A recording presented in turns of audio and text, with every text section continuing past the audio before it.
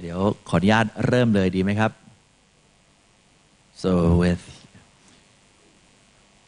your permission, I would like to now proceed with the second half of the third international meeting on personal administration of teachers and educational personnel, brought to you by the Office of Teacher Civil Service and Education Personnel Commission, or OTEPC, Ministry of Education of Thailand.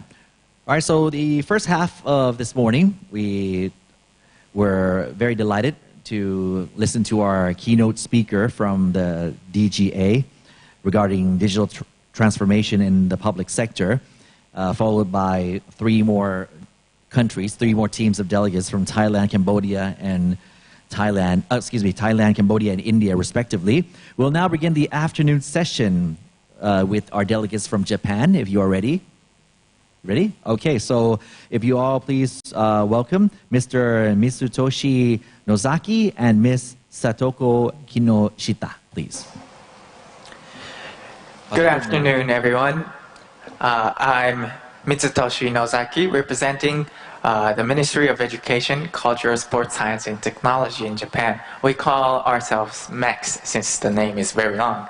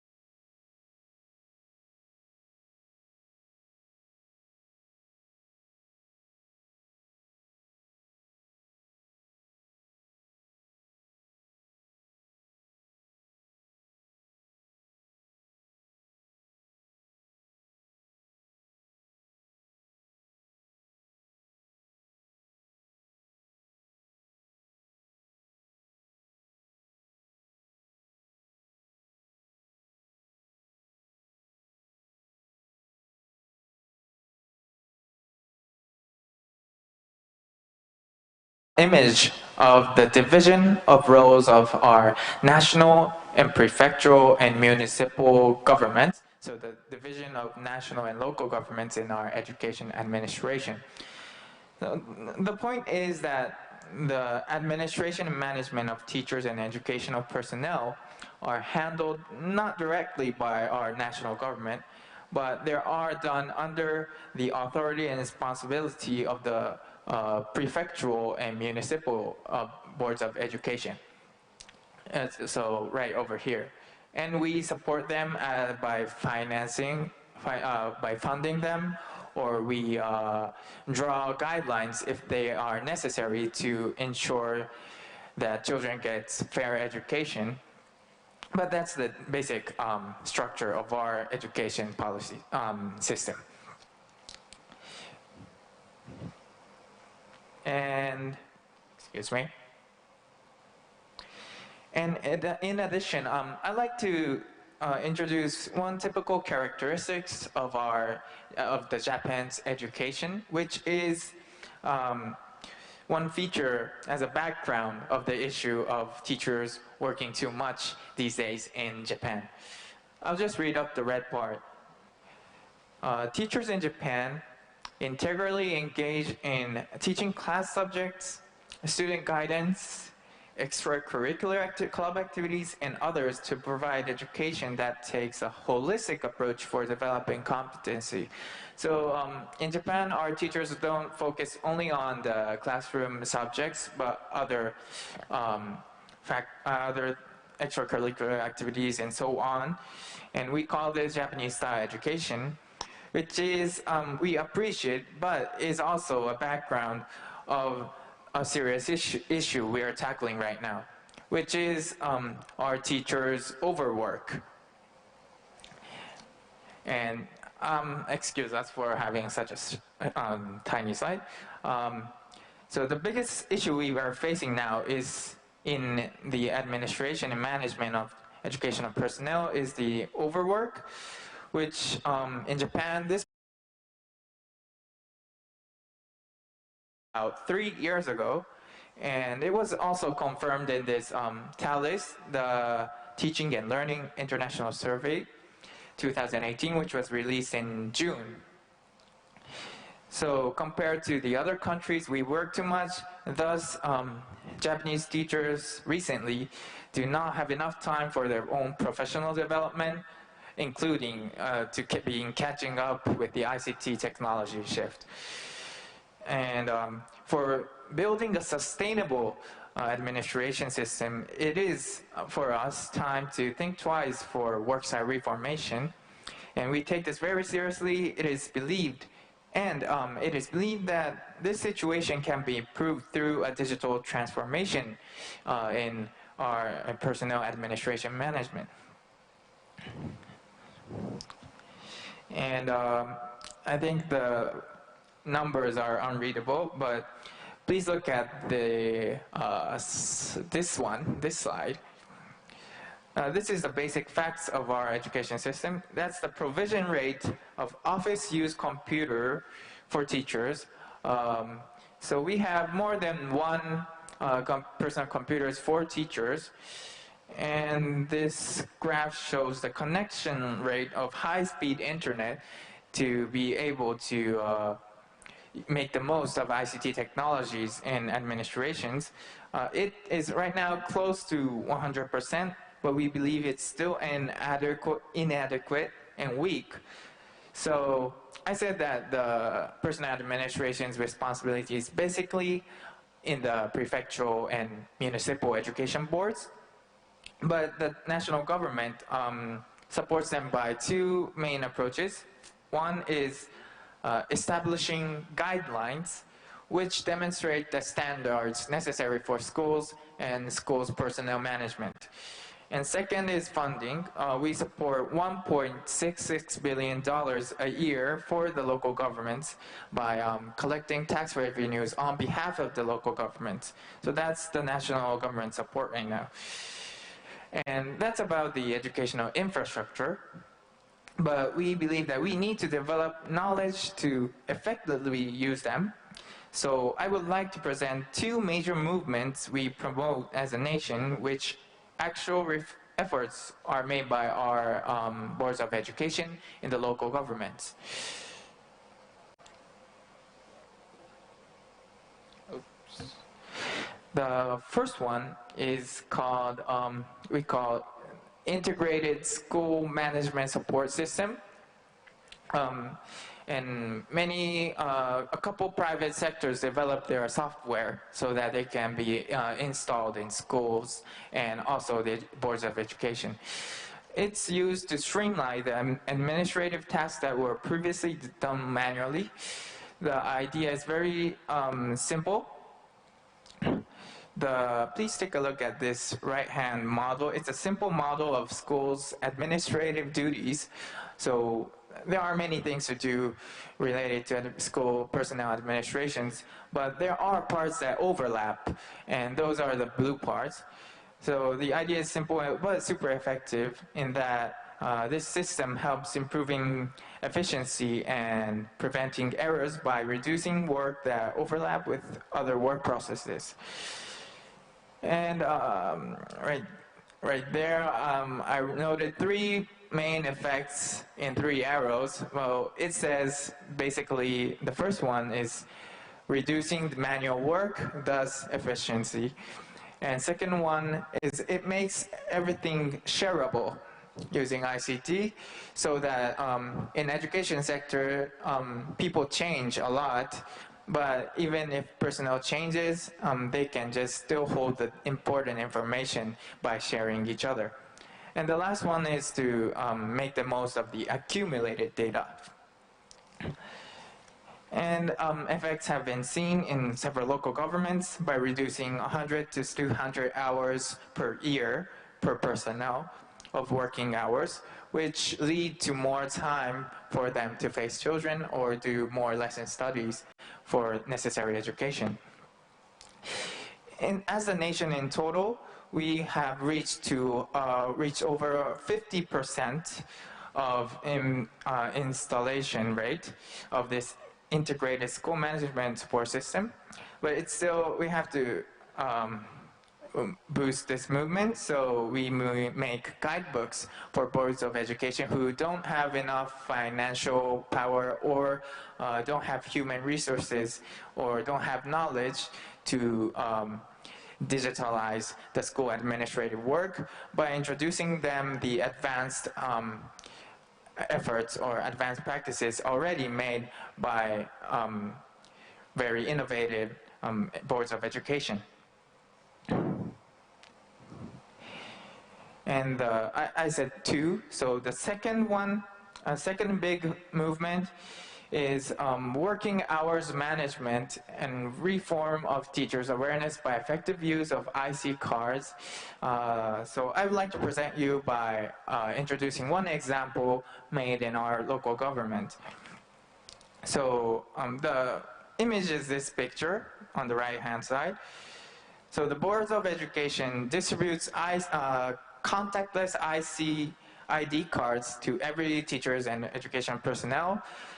They tap the IC card when they come to work, and they tap it again when they're leaving, and the working hours get automatically recorded, and not recorded as a school, it's directly recorded to the boards of education. And in this city, there is about 509 schools, and so they have that much personnel.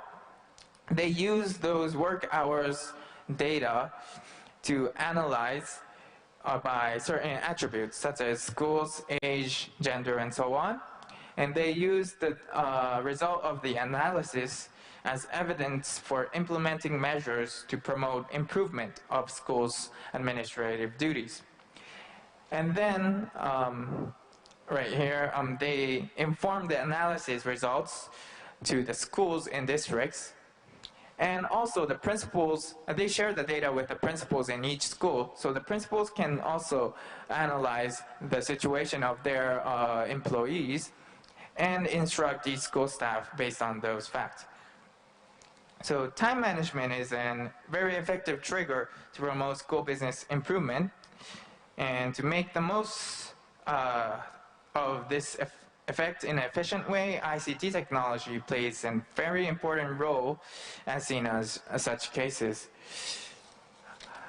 I'd just like to introduce a couple more examples of using various technologies in in educational personnel administrations. The left-hand side, just please take a look at this picture. So how they use IC cards. In Japan, contactless IC cards is quite popular in the field of transportation, public transportation, or shopping for like electronic money. So almost everyone has some kind of IC card. And for the local governments who don't have enough financial aiding, it's really difficult to install a complete new system, but they make the most of the use by combination. They use the IC cards that they already have because it's just a system of touch and go. So they use that, and they only have to install the card reader and the software. So that's how they manage to put this in the education system. The right-hand side is they making the most of the smartphones they already have. Since I mentioned that in Japan, teachers do club activities and other stuff, so it means that they are not always at schools. So it's important that working hours can be recorded regardless of place of time. They use the smartphones to make those kind of systems. This slide shows, excuse me,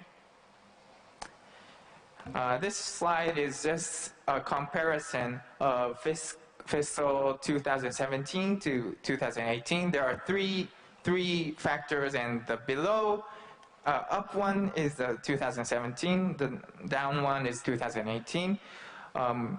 We had a drastic growth of education board doing objectively, grasping the working hours such as using ICT technology. Actually, it has a legal obligation, but it's still not working, so we're still below half. So we're trying to promote as a nation to use the ICT, and we're sharing good practices made by advanced educational board systems. Actually, I didn't expect the slides to be this much tiny, so please take a look at the Google Drive. But these were the two major digital transformation efforts made by our boards of education across nation. And next, the national government is working to step up the efforts of boards of education by collecting and disseminating broadly successful cases. However, there still is a long way to go, and this is an ongoing process as we speak. For example, that integrated system, it was on yesterday's newspaper, but Microsoft finally started making those, and they're working with the schools right now. It's really ongoing, and I'm eager to learn a lot from your efforts in your country. And so that's how we did it. And lastly, I put this slide because I wanted to mention that the theme of this conference is educational personnel's administration, but we take it very important to make digital transformation in the education sector as a whole, because it's really combined with each other. It's done by collaboration. And I don't have time to mention each one of these, but this is in the Google Drive. This is the latest vision of the national government in Japan.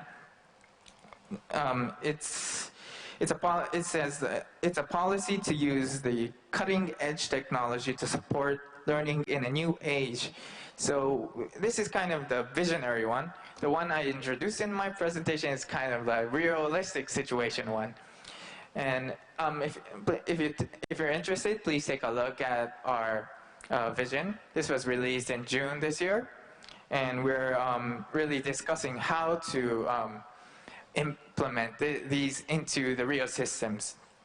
And if you have questions, you can ask right now, or maybe at the dinner, or maybe tomorrow. So that's it for my presentation. Thank you for your kind attention. Thank you very much, Mr. Nosaki. So we'll move on to our next set of delegates, as we will keep the trend of keeping the Q&A before each breaking session, if everybody agrees. Okay, I see a few nods, so let's move on.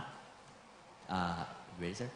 Okay, so now from Japan, we're going to be going to the representatives from the Lao People's Democratic Republic, Mr. Somsak Intason and Mr. Intawong Manitong. Okay, just.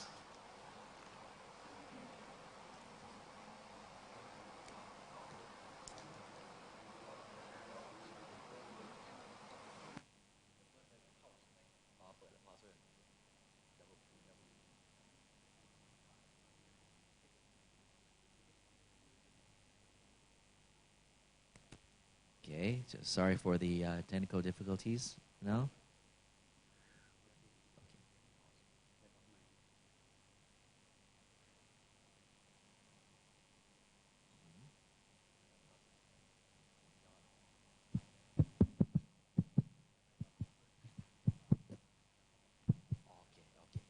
Well,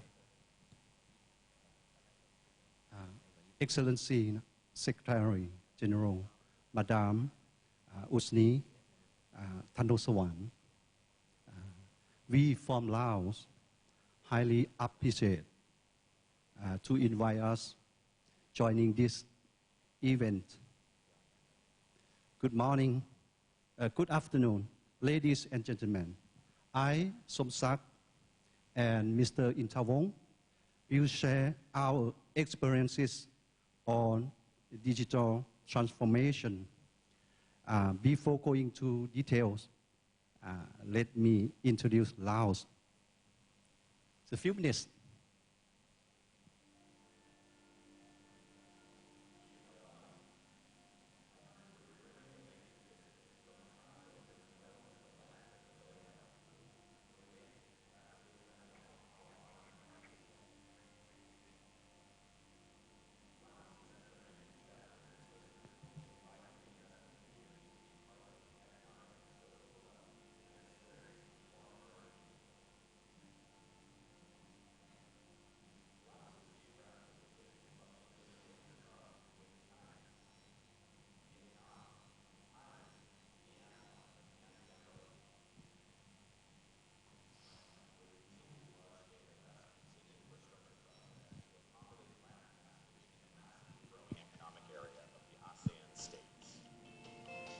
The establishment of the ASEAN Economic Community will create a single market in the region for trade, services, skilled labor, and the movement of capital flow. Politically stable, and with one of the lowest crime rates in Southeast Asia, Laos also provides a generous package of incentives that range from negotiable tax holidays, favorable concessions, and fast-tracking services to ensure businesses start quickly and operate effectively. The recent membership to the WTO will assist with the ease of doing business in the region.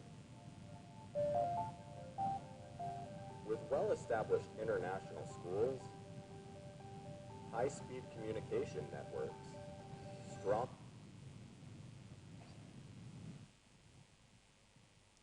Just for Laos, just short about it, 2 minutes. But you can find more details on YouTube channel. Just say about the keywords like, do you know Laos? That's it.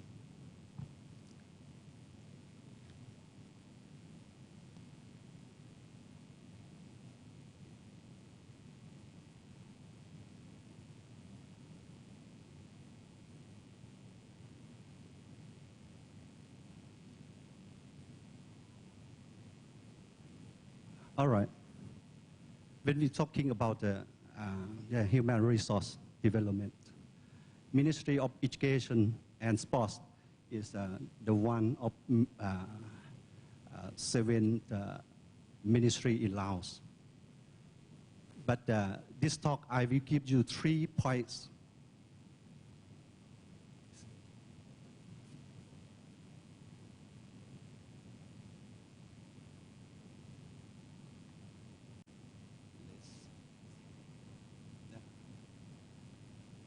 Okay. First, background and vision. Second one, issues and current digital transformation. And last one, future digital transformation. Let's take a look for the first one. Ministry of Education and Sports. We just say shortly an MOES. It's founded in 1975, and around 44 years right now. So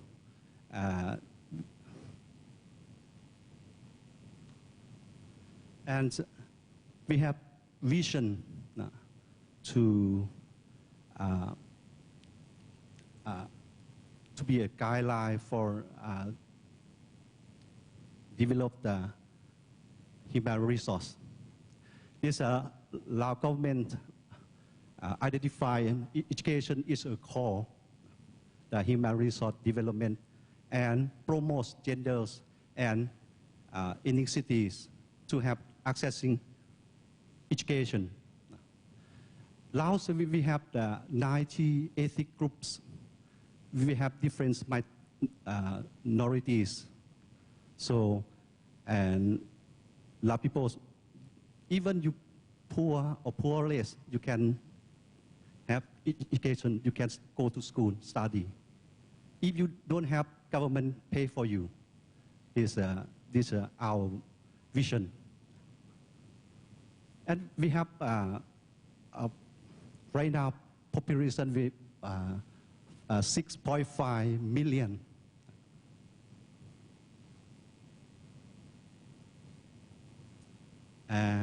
Here, let's talk about the issues and current digital information. The issue, as I said in the previous slide, the structure and the government and set the vision. So ministry, we have the hierarchy structure. As you see, you can see the figure. Please zoom in. Yeah. Just press control and mouse up or mouse down. Yes. Yeah.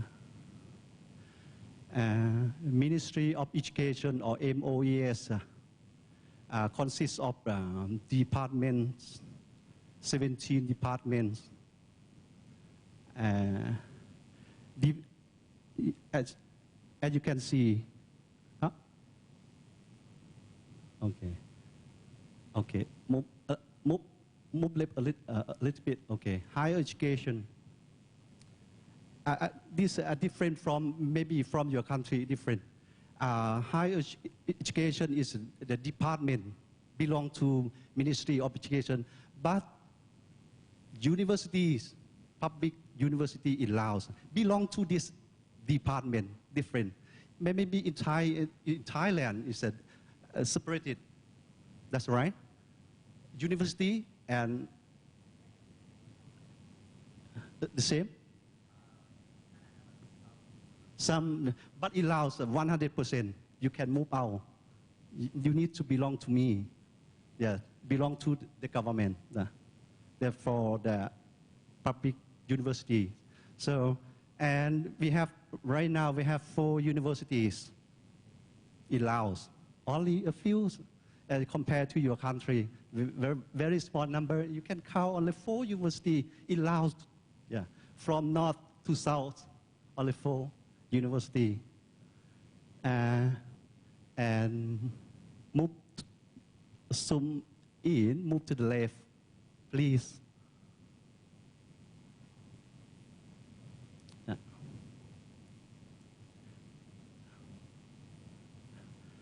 And we have center, yeah. And see, we have center and institutes. But totally, the number of employees, as you can see, move a little bit up, please. Okay. We have around 87,000. But you compare to the number of population of 6 million. As the ASEAN report, Laos is the 3rd in ASEAN. The country has a number. The government pay for employee. But I'm not sure the first is. But I know Brunei, or I know the second one. But Laos is the 3rd one. Yeah. So right now the government try to reduce the number of the employee because it's a big issue, because you see the population is 6.5 million, but the employee, the government pay 100% for. So this the huge number and how to deal with this number. So we need to think about okay, if we want to record the personal information or any transaction. So if you do with the paper, this is very difficult to move around. But okay, digital transformation or digital technology is okay. Right now, it's not the best answer, but it's the first choice to do. Now, we develop some kind of digital tools. See, move a little bit. Okay. Okay. They say as we talking about the personal administration department, we created the like a software to manage. We call the PMIS. PMIS P is stand for personal. M is management information system. But a kind of this is not enough to manage. If you want to pay for the salary, you need to think about the financial support. So, and Department of Finance, they also create kind of FMIS, see, and so on. And this, even we can solve the, but still facing. So we plan to do the next, how to deal with it the best. So move to the,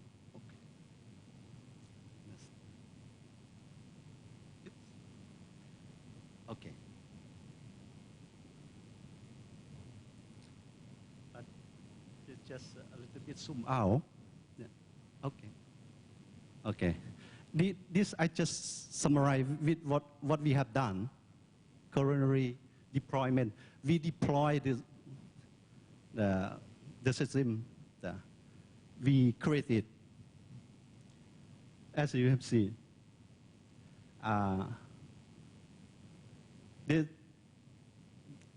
These tools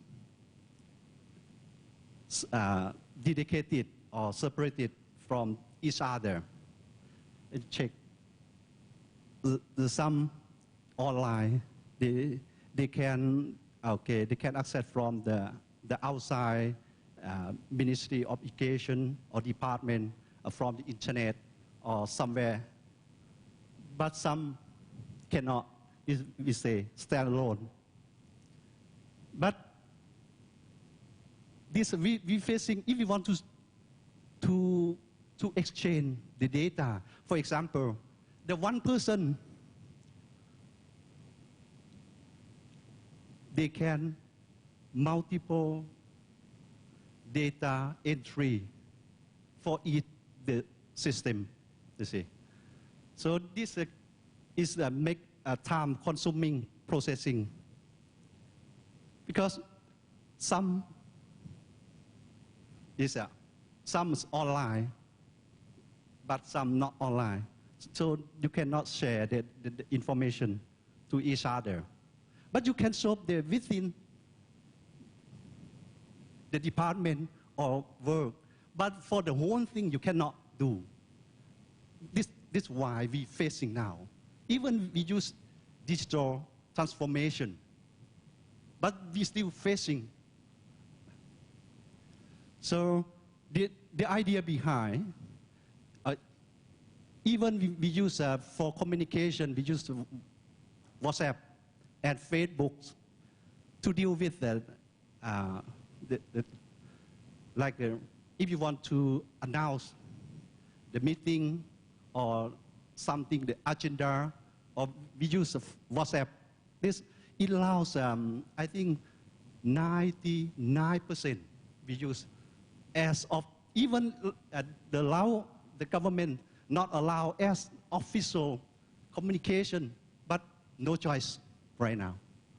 We use this one because if we want to build, okay, the government we have planned to build the system like China, but we think about the budget, so.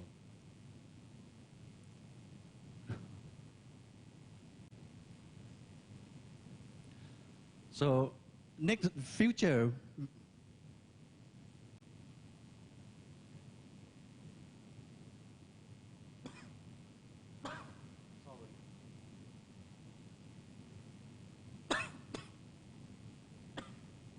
because last night I'm sick right now.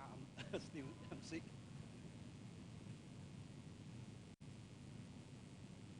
Because season change.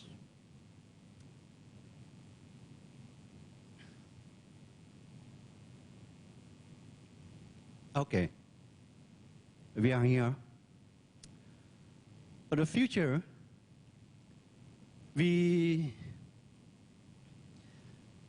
but the future and nearly these are we call let's meet stand for Laos Education and Sport Management Information System. What we're facing now, data integration. We want to share data to each other. We don't want to duplicate or multiple entry. Even I want to use, for example, here, for example, in within Ministry of Education and Sport, if we want to use a hotspot, Wi-Fi, we need to tell them to key in. See, and what about the email? What about the e-learning? See, multiple data entry. Spend lots of time. So we think about open, like people in general we say open data, but we a little bit talk about the technical term like open the API. API, not like from India, is academic, I don't know, he said. But here, the API is not. API is application. A is application, programming interface, like Google API. We can customize Google search engine, we can customize from the Google provide the data for us, like GPS, we can customize, we can use Google data, provide like Microsoft API, so on. So we want to open, if you want to develop something, if you want to do something, you use the API, this open gateway data for you to share to each other. You don't need to, when you key in the system, the data will flow to what you want to use. Need to share the data. Even as you can see the figure, every system connect to, like if we say about the centralized, okay, previous is the decentralized. You work far away from the others. But here we bring together, we say the centralized, in general, here. And also if we want to tell the statistic bureau, this the National Statistic Center, the government want to report, to tell the world, we need to send the data to here. So they don't know to tell you, can you send me your report? No, don't need paper. When we're talking about paperless, you just call the API and data if we throw will come to your system. And the others also. Even the ASEAN here, we are here. If this is my opinion, in the future, if we go deeply in technique, we can share the technical experience. Like here, Thailand, or ASEAN, if you want to see the information from Laos, you don't need to tell the government, Lao government, okay, the rule you can build up within ASEAN. When we agree, it means you can use the data, the open data. Many people talking about the open data to share to each other. This good thing for the age of digital technology, because maybe people bring smartphone with always. When we come to here, you don't need to sign paper or where you are. Okay, you don't need, you just show. And we are ASEAN. Okay, that is it. Everything is the data to share each other. This is we think about the future.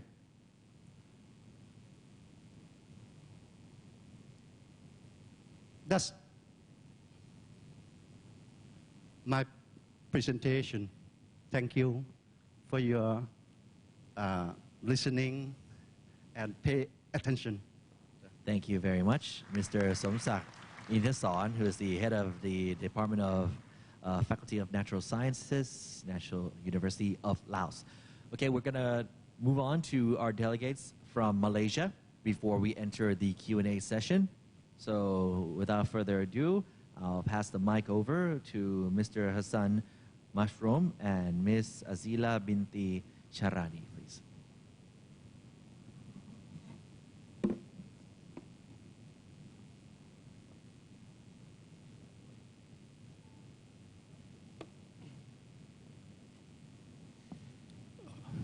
Okay, good morning everyone. Oh, sorry, afternoon. Okay, it's great to see you all here. As mentioned, now my name is Hassan Masrum. Maybe you can just call me Hassan. Okay, I'm a Deputy Undersecretary of Information Management Division of Ministry of Education, Malaysia. And actually, I'm new in Ministry of Education of Malaysia.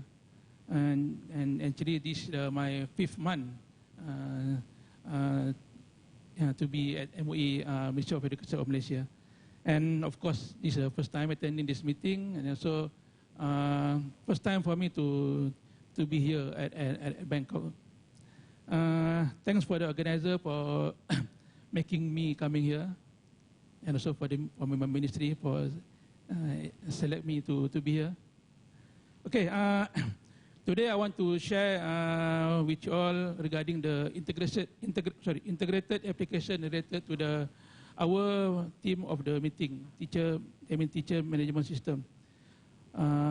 So our ministry is responsible for the entire public education system in the country, comprising preschool, primary school, secondary school, pre-tertiary and higher education. So as today we have to oversee more than 10,000 schools and over 500 higher education institutions, which include teacher training and teacher development institution. We also have about 650,000 teachers to teach about 5 million for the year, students from year 7 to 18. Actually, in government of Malaysia, about 40% of the government servant in Malaysia is actually from teachers. So the core business in Ministry of Education focuses on delivering quality education by providing the necessary policy, material and platform that enhance the teaching and learning processes. in the era of technology, education operation can be carried out more effectively with the optimization of application. So last year, we have conducted a study, and then based on the study conducted last year, especially related to the ICT, we have received many proposal, comment, and response from teachers, union, parents, and also various parties. And hence, we have developed a 5 years roadmap to transform the ministry and to accelerate the use of ICT in supporting the overall education ecosystem. So we call it the Ministry ICT Transformation Plan, or ITP.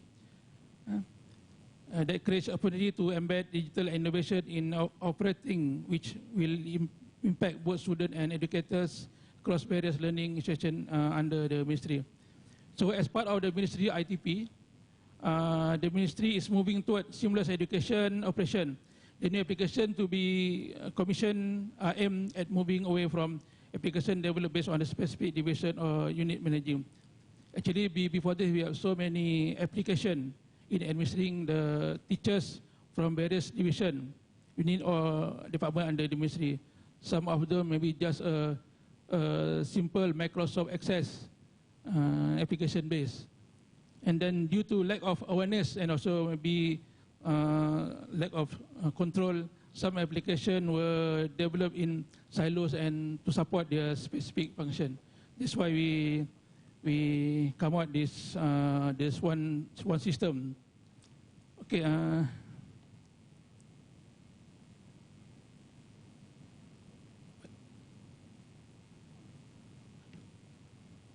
Okay.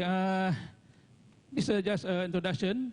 So relevant to the meeting, the system that is being developed under ITP is the teacher management system that will serve as a single platform to process all related educator activities that are under the management of the ministry. So the operational requirement in terms of managing the educators are similar despite the differences in the type of educators teaching in the various learning institutions.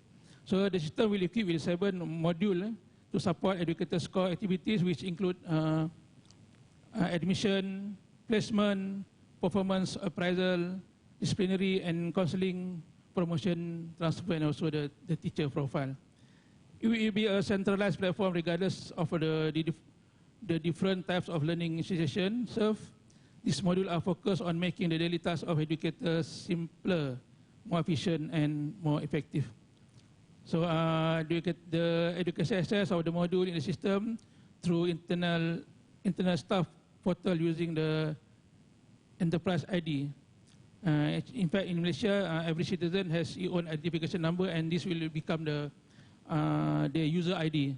And in fact, we are thinking of introducing digital ID for every teacher and student. Just now we see using the card. Maybe we are still taking out the best way for in creating of digital ID for every student and teachers. So it is a web-based application. The portal will act as a presentation and user interface layer that provide access to systems, services, and guide educator in accomplishing their tasks.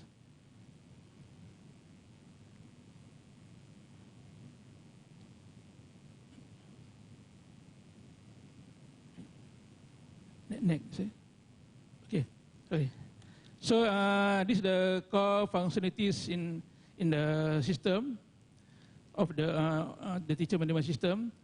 Actually, it's a single source for educator data, being a centralized producer and repository of educator information in ministry environment, but it's allowed the access of other applications throughout the real-time integration. And this will also become the educator profiling, which create complete educator profiles such as personal details, family information, teaching experience, teaching option, and also the competencies. As mentioned just now, it's a portal, it's a web-based and single point of access throughout the internal portal system for educator. And Next is assist in decision making for example, provide simplified and assisted transfer process for educators to be relocated to another learning institution or any division or agency by adhering to current business processes. And notification function that it will trigger notification and alert during process of ensuring communication and education between the tier involving division, state education department and district education officer, well coordinated in terms of business process such as placement and transfer. And lastly, last function is a geospatial information for accuracy reporting and analysis, such as address, postcode, coordinate, city and state and etc. Sorry.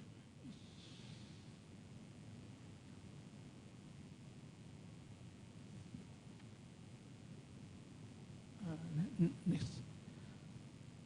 Okay, the teacher management system is connected to other system to provide a service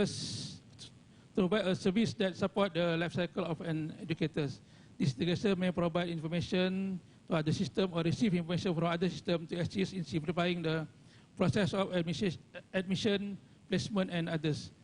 So the system potential integration are as shown in the screen. The first one is a human resource management system, or in Malaysia we just call it HRMIS, HRMIS. So HRMIS is a system developed by Civil Service Department for the government servant of Malaysia. So our teacher management system must allow seamless and timely updated of the information such as performance, appraisal, transfer, disciplinary, and also promotion. Then the potential integration is to the training management system, other system, that allow suggestion of training to be done based on the performance improvement requirement. This the suggestion will allow direct link to the proposed training provider for easier access. And then the next potential integration is a scholarship management system that allow the monitoring and tracking of the educators under the scholarship program. And the integration to the system will also allow the offering scholarship to the potential educators for further their study. Then so integrate to the school management system that allows system to assign the right educators to the right vacant position to ensure effectiveness of teaching and learning capability.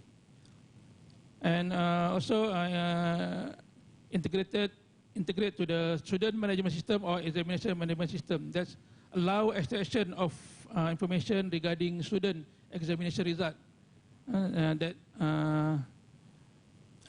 result and the behavior in response to the educator teaching and learning capabilities. Okay.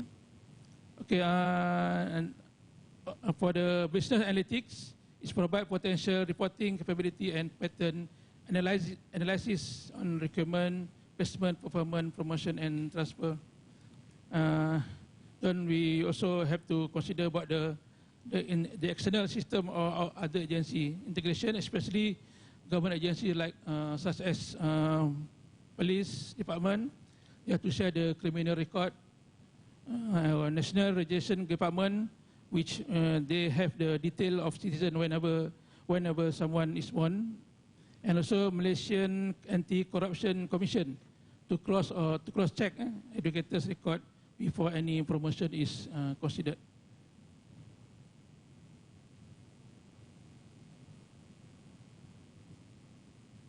Okay, these are some benefit that we expect or we hope to get through from the system.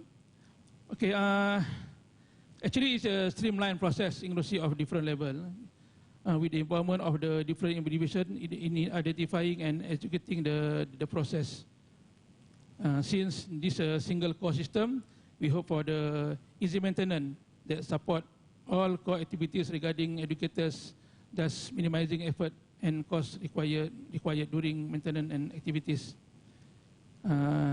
This will become the single source of truth. So the system acts as the main system that generates educators' information based on the data entered to the portal. This allows the source of the truth to be traced back to the system in supporting, for example, audit requirement. So, the system will improve communication between division, state education department, district education officers, and learning institution, because those parties will be involved in the supporting each of the process in an educator's life cycle. Then we hope for efficient delivery of the system for all educators' requirement, and the interaction between the different tiers since they have covered under one system. This allows timely process and service required by educators in the form of admission, transfer, and promotion. So this system will be single-based standard for performance appraisal that cover different teaching despite of different type of teaching method and audience. The main performance key indicator will holistically cover the teaching capabilities of this personnel. Okay. During the development of this application, we have to consider various things. So, first one is a customized solution that, in realizing of the different requirement of the personnel in Ministry of Education Malaysia, the solution of the teaching management system should be customized. This means that you should allow the corporate requirement for educator process to cover in the most efficient way. And as mentioned just now, it's allow integration with other system, allowing simple integration with other system by allowing data to be shared. This is one of the important thing. Okay, system and data security, as system contain the educators personal and private information. It is important that the system is secured and to prevent any unwanted security breach such as data leakage, hackers, and also data loss. Continuous support and development from my division especially. The Ministry ICT division should be actively involved throughout the implementation period in order to require relevant skill to support the system and develop it further. Actually, the system we are going to develop. We're going to develop it in-house. Okay. The other thing that we have to consider is the cover performance appraisal aligned to the education personnel. That consists of their teaching skill, teaching effectiveness, and proactively research in the field of education. And last but not least, support offline capabilities. Offline capability may be need to taken into consideration to provide an almost similar access to each user. This is to ensure that users are be able to access the system regardless of the location, connection, or maybe the limitation of the network. But the system should allow information to be uploaded whenever network is available. Actually, the estimated for the delivery of the system together with other system that we discovered, we plan to do in our 5-year ICT plan is about 2 years. Then currently we are at the third quarter of the year 1, which still at the user requirement stage. So the system will be fully operation in maybe mid of 2021. Okay, that's all for me. Thanks for listening. Thank you very much.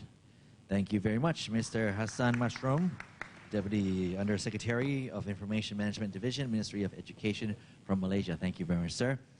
Now, before we start with the Q&A session, maybe I would like to start a bit by asking the Deputy Secretary General of the Office of Teacher Civil Service and Education Personnel Commission of Thailand, Mr. Yosapon Wenu Gose, to say a little something. Can you please give him a big welcome, please? I do apologize that I did not introduce him before we started the afternoon session. Check out. Yes. Welcome to Thailand. Welcome to HFC. ครับก็ขออนุญาตพูดเป็นไทยนะครับและท่านช่วย translate He's going to speak in Thai. โอเคครับครับก็สำหรับปฏิทินภารกิจนะครับช่วงเช้านะครับซึ่งก็มีภารกิจที่ท่านเลขาธิการกสท่านดร.อุศนีนะครับมอบหมายให้ประชุมนะครับก็เลยไม่ได้เข้ามาช่วงเช้าก็คิดว่าในส่วนที่เจตนานะครับที่เราจะดำเนินการเนี่ยก็คงจะนำเอาสิ่งที่เกี่ยวกับดิจิทัลอินโฟเมชันในการที่จะกำลังการศึกษานะครับหรือแม้แต่ในด้านการเงินบุคคลเนี่ยก็เดี๋ยวคงรับฟังกันแล้วก็ช่วยในการที่จะแชร์รายละเอียดต่างๆในสิ่งที่ทั้งไทยนะครับแล้วก็ทั้งประเทศนะครับต่างๆที่มาในวันนี้นะครับทั้งจะได้ช่วยกันในการที่จะดูว่าหลายๆอย่างที่จะพัฒนาไปด้วยกันและจะแชร์ข้อมูลกันเนี่ยนำมาใช้ด้วยกันได้แต่หลักการเดี๋ยวดำเนินการต่อไปคงจะมีรายละเอียดต่างๆมาช่วยกันตรงนี้ครับให้เกิดประโยชน์ครับผมขอบคุณท่านรองเลขาเป็นอย่างสูงนะครับ Okay, so now the Q&A sessions. Any comments, suggestions regarding the presentation from the delegates from Japan, Laos PDR, and Malaysia, please?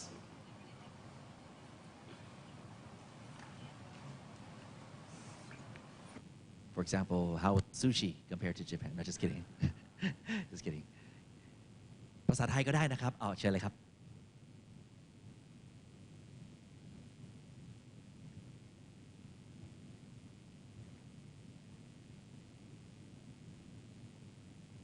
I have a question for Japan. Would like to ask about a configuration of teacher ID card. I just would like to know about is teacher ID card associated with social security number or like tax number, whatever? This is the first question. The answer is no. Actually, there was a discussion about that. We have these cards called My Number because it's kind of similar to Social Security concept. Actually, the Japanese government are trying to promote everyone to have them, but we already have the system, so actually, there are not actual needs for each citizen to have those cards. So it's like about My Number. It's lower than 50%. So it was better decision to use the IC cards that they already use as transportation cards. Well, actually, the government officials, we use those social security cards for these administration duties. But for the schools, no. We use those public transportation cards. And one more question. Who else can be eligible or have authority to access into these teacher personal information? Excuse me, one more time, Okay. please. So who else can be eligible to or have authority to access into the teacher personal information that the teacher put in that data system? The database. The database, yeah. So the raw data is accessible by the boards of education, the principals, and the vice principals. The analyzed data are accessible to all teachers themselves. Actually, they put it delivered to the schools on kind of a education board newspaper. And so that's the clearance level of the personnel data. Not just only the working hours, but other personnel data for administrations. So that means it's not just only one prefecture has their own teacher ID card. That means they implement for all prefectures, right? Right now, it's about half prefectures, the half that has advanced policies. And right now, we're trying to spread the movement to the nationwide.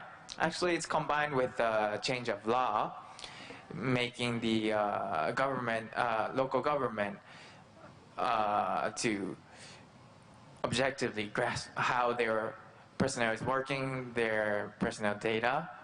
So it's not just only the ICT technology thing, it's combined with real policies. But it's like kind of an ongoing process right now. And the last question, are there any concerns of their security or privacy issue of the teachers? About security? Yeah, and privacy and security. Actually,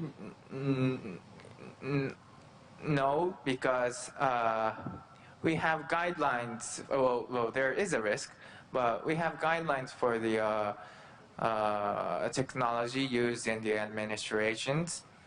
And well, there was kind of a incident a couple of years ago, and that led to the government to decide to make a guideline, kind of a strict guideline about security.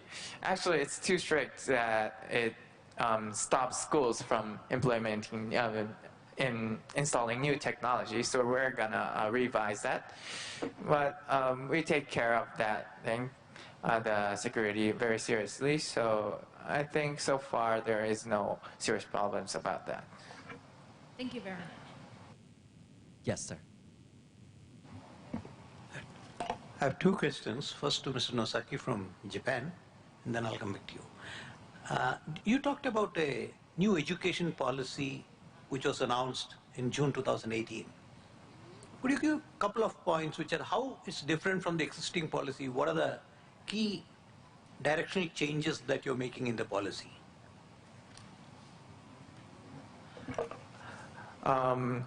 So the core point or the concept is of those cutting edge technology, use of cutting edge technology on our new education is so we're trying to achieve a custom tailored and equitably optimized learning that leaves no child behind. So that was mentioned before in the first session. So ICT has the power to equally deliver education. It has a possibility that you can deliver the same level of education, whether it's in the metropolitan area or in the countryside. And also we have many children of foreign nationalities coming into Japan. And we do our education in Japanese right now.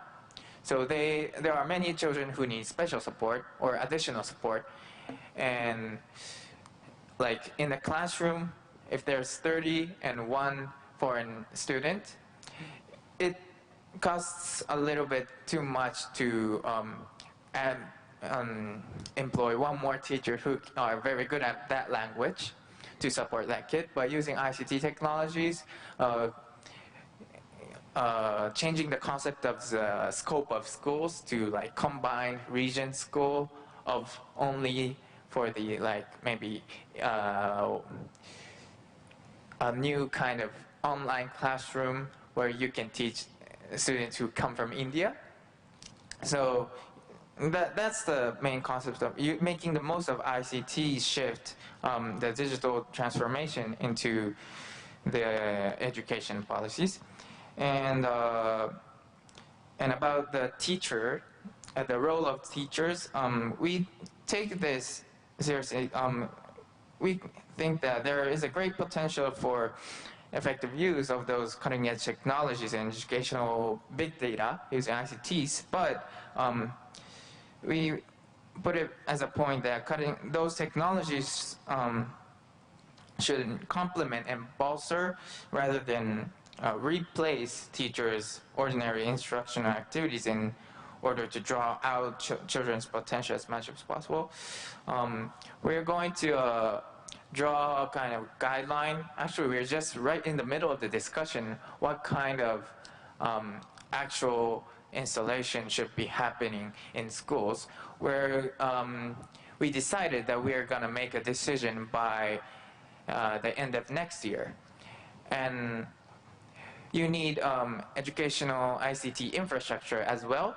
So we're aiming to make an environment that there's one personal computer or a tablet per one children, but that's really difficult for all the children. So we made it a policy that for the time being, there should be one personal computer for 3 children, so that you don't always use the computer, so they can share. Like 3 classes can share 30 computers.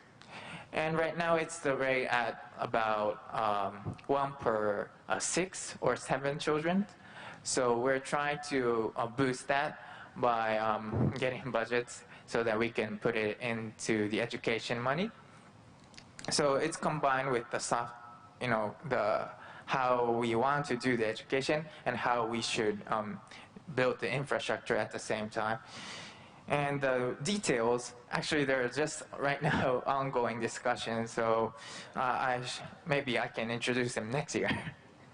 And your next question for the Malaysian delegation? Yeah, Mr. Hassan, my question is, you're talking about the teacher management system. Are all the teachers part of the government, or there are private teachers who also who will be also part of the system? Are you covering the entire gamut of teachers?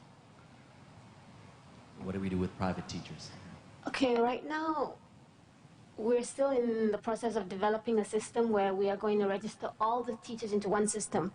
So we have the information for all the teachers in the public service, but we are in the process of trying to get all the other teachers in Malaysia also into that system. So basically what's going to happen is we have a repository of every single teacher that's going to be in Malaysia. What's the current ratio between government teachers and private teachers? Well, basically, wow. Roughly, we have about 450,000 in the public service, and about, if I'm not mistaken, about 50. I'm not quite sure about the private, but it's about that much. Means more than, the private is more than the government? No, the government more than the private. 450 and the private is 50? No, it's for the public service about 450,000. In the private, about 50,000. Oh, that's all, only 50,000. Okay, right. Okay, thank you. Thank you. Anybody else? Perhaps our Thai participants? Thank you. Yeah, my question goes through the Japan.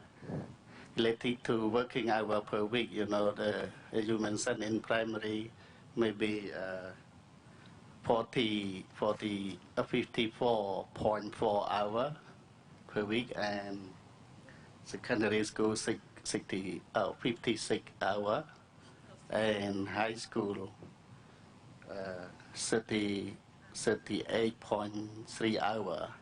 And I want to know the working hour for general civil servant in Japan. How many hours how many hours per week in general, and in university, how many hours that they apply for work in per week? Thank you. So the basic, I mean, without overwork, so there's a line drew by law that's 40 hours per week. So 8 times 5 hours. And in the private sectors, if you go past that, you have to pay more, like 125% salary for those overwork hours. But in the public sectors, it runs by a different rule. And in the education sector, or the normal public sector, it's 37.45 minutes per week. So it's way more. It's about like 20 hours, or in average more than they are expected to work, because especially in Japan, teachers absorb many types of work or duties, and they have many requests from the parents, and they try to answer to those requests, but too much is too much. So we have come to that time to rethink. That's happening also in the private sector, especially like engineers who have those clients who require too much, or also in the sector of nursing or doctors. And that has been a big issue in the Japanese government as a whole. So the government, not only in the education sector, but also the private sectors and public sectors, we're moving forward the policies of work style reforms. And we're using that policy wave to make the environment of teachers better for better education for children right now. And the data is as I introduced. But altogether, you save what, 200-something hours per year?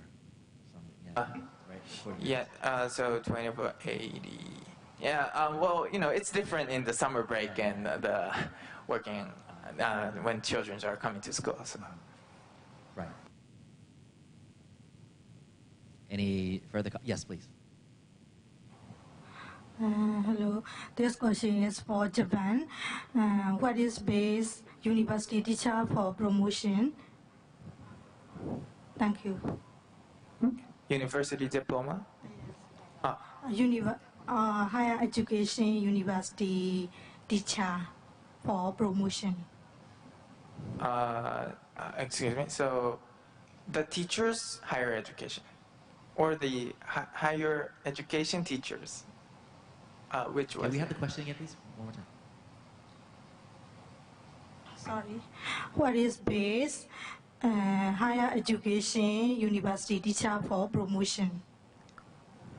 Promotion may be associate professor to professor, etc. What are the requirements or criteria for promotion? Oh, okay, so higher education.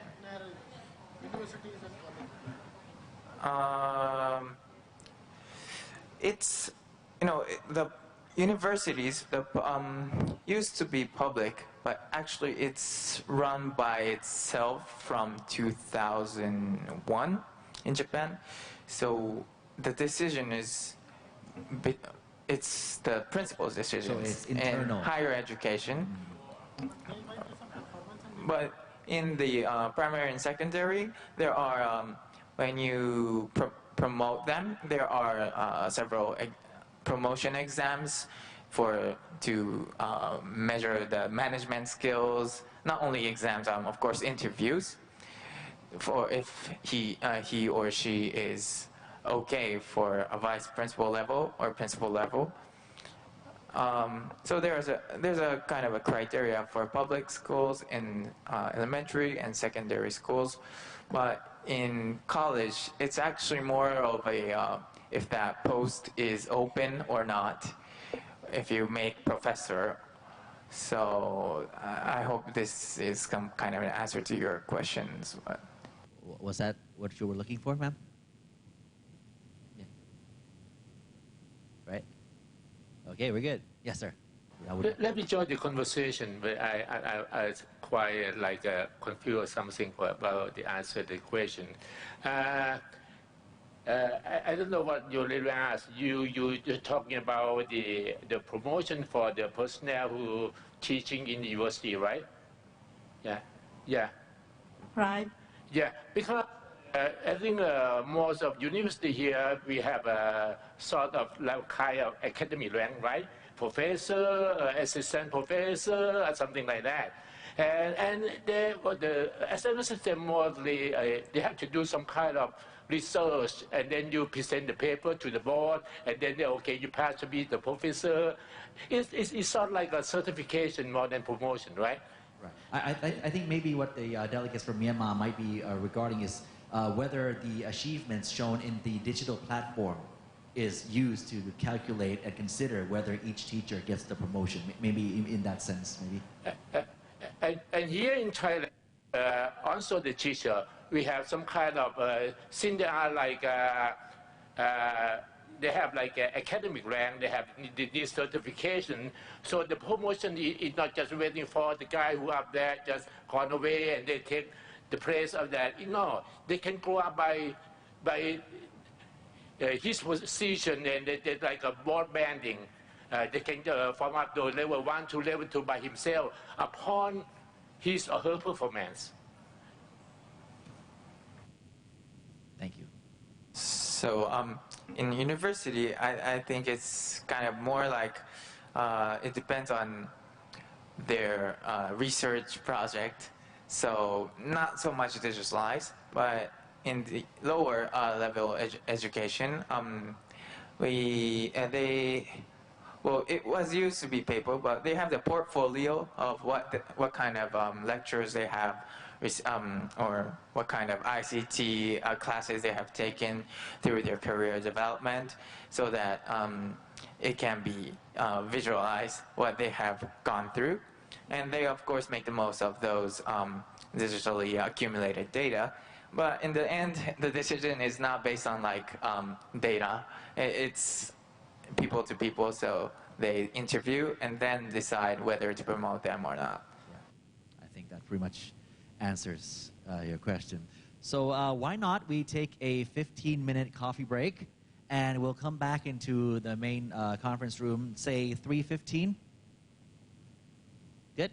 นะฮะ 3:15 นะฮะ เดี๋ยวเรากลับมาเจอกันในนี้นะครับ and with 3 more countries to go, another session of Q&A, we should be able to wrap this first day, say 4 p.m. All right, so enjoy your coffee break and we'll see you again at 3:15 on the dot. Thank you.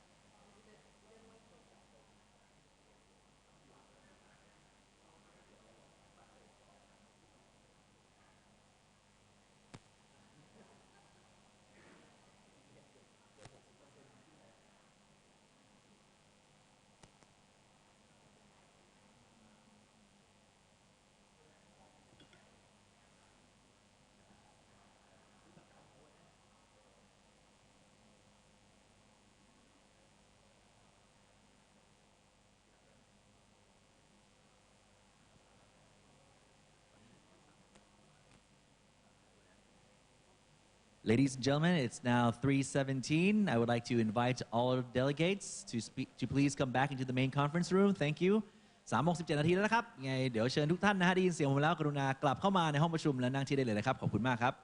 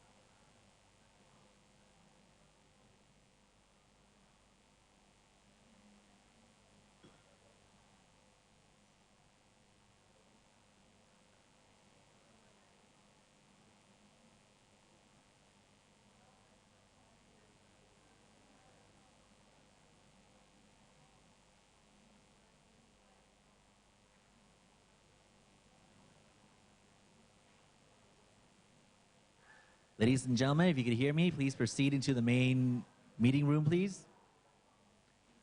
เรียนเชิญนะครับถ้าได้ยินเสียงผมแล้วกรุณากลับเข้ามาในห้องประชุมนะครับเราจะได้ไปกันต่อนะครับ All delegates, if you would please enter the main meeting room, please. Thank you.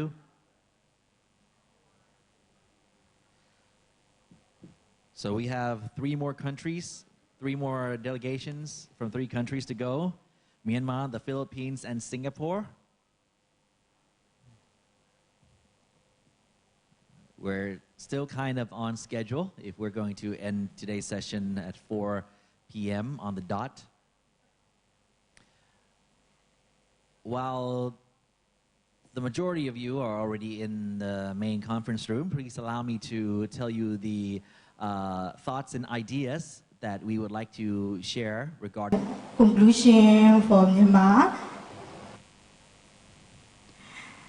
Our focus to 3 objectives. The first one is to exchange knowledge and experience in digital transformation or personnel administration or teachers and educational personnel among ASEAN member states and others and Myanmar. To develop guidelines to improve the quality of digital transformation in personnel administration system or teachers and educational personnel. The third one is